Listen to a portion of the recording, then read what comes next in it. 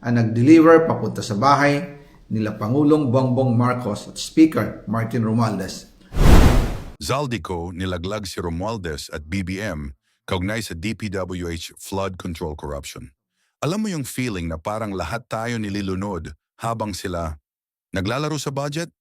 Yan ang usap-usapan ngayon dahil nagsalita na si Zaldico tungkol sa flood control corruption sa DPWH.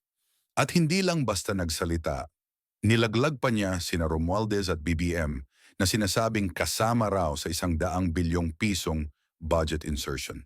Yes, 100 billion. Para dapat sa flood control, pero parang saan napunta? Habang yung mga Pilipino lumulubog sa baha, sila lumulubog sa kontrobersya. Grabe na talaga ang corruption sa Pilipinas. Hindi na to simpleng issue, hindi na chismis.